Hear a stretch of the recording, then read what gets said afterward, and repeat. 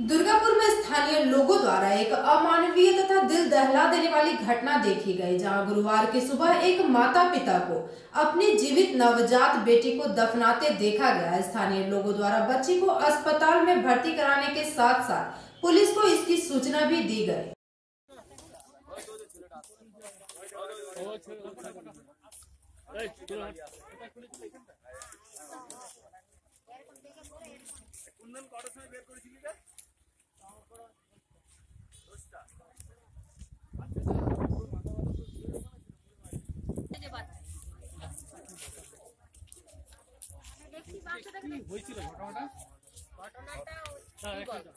ঘটনাটা হয়েছে আমার কাছে ফোন এসেছিল, ঠিক তখন বাজবে 1টা বাজবে, ফোন এসছে দিয়ে আসার পথে খবর পেলাম নাকি একটা বাচ্চা ছাদের উপরে রয়েছে।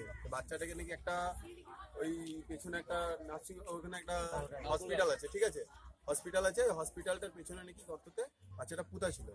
তো পুঁতা থেকে ওখানে ছোট ছোট বাচ্চারা এখানে খেলাবেলা করে, তো বাচ্চাটা ওখান থেকে ওরা বের করে নিয়ে এসছে। নিয়ে আসার পরে বাচ্চাটা কিন্তু তখনও জীবিত ছিল না, নিঃশ্বাস চলছিল, কান্নাকাটি করছিল না। তারপরে নিয়ে আসার পরে ছেদে রাখে, এখানে সব মাসিরা আসে, বাচ্চাটা ওখানে দুধও পর্যন্ত খায়। তারপরে খোঁজ কাজ করা হয়, তারপরে খবর পাওয়া যায় নাকি বাচ্চাটা হচ্ছে, ঠিক আছে। এখন জিজ্ঞেস করলাম তো বলছে আমি জানি না, আমি ঘুমিয়েছিলাম। ও বলছে শালা পুঁতেছিল, ঠিক আছে। তো যখন ওর ওয়াইফের কাছে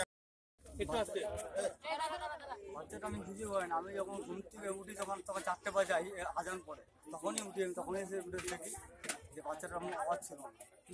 তারপরে কি হয়েছিল? তারপরে আমি আবার ঘুমিয়ে গেছি, আমি তারপরে যাইনি। তারপরে আমার শালা এসেছিল, শালাটা শাশুড়ি এসেছিল, বাচ্চাটা ওই জন্য হয় না, তো আমার মারা গেছে। তো পুঁতে দিয়েছিল, পুঁতে দেওয়া হয়েছিল। পুঁতা থেকে কে মানে বার করলে কি হবে? ওই বাচ্চা করে খেলাখেলি করছিল, ওই বার করে দেখে তখন বেঁচে ছিল। ওটা পর তো যে হোটেলে শুনলাম যে 1:30টার সময় বেঁচে ছিল, তখন বেঁচে ছিল। হসপিটালে ভর্তি করে নিয়ে এলেন? হসপিটালে এখন তো ভর্তি। বেঁচে আছে কোনো বাচ্চাটা? মাটি কোথা থেকে তুলে নিয়ে এসছেন? আমি তুলিনি। কে তুলে নিয়ে এসছেন? তুমি ওই বাচ্চাটার কে হও? তুমি বাচ্চাটা কে হও? কি নাম তোমার? সুনীল রুইদাস। পরেই জানতে পারলাম, ছাদে যখন কাপড় মিলতে যায় তখন দেখলাম ছাদে ভিড়, অপোজিট ছাদে ভিড়। আমি ছুটে আসলাম, তখন দেখছি বাচ্চা, ওর ঠাকুমা ওকে দুধ খাওয়াচ্ছিল, নাড় কাটতে যাচ্ছিল। তখন পুলিশ আসে, পুলিশ এসে বলে তাহলে নাড় কাটতে হবে না, চলো নিয়ে চলো হসপিটালে। সে হসপিটালে নিয়ে যাওয়া হয়েছে। হ্যাঁ, তো তখন মা বাবা তাও কেউ কিছু বলেনি, ঠিক আছে। আমরা ভেবেছি কুড়িয়েই পাওয়া বাচ্চা, একজন বললো আমি নেবো। যাই হোক, ওখানে একজন গাড়ি দাঁড় করিয়ে গাড়ি করে নিয়ে গেলাম হসপিটাল বললাম। পরবর্তীকালে জানা গেল যে ওর বাবা মা দুটোই আছেন। যাই হোক, ওনাদেরকে যখন জিজ্ঞেস করা হলো তখন বললো, ওর বাবা বললো আমি কিছু জানি না, কারণ আমি ঘুমিয়েছিলাম।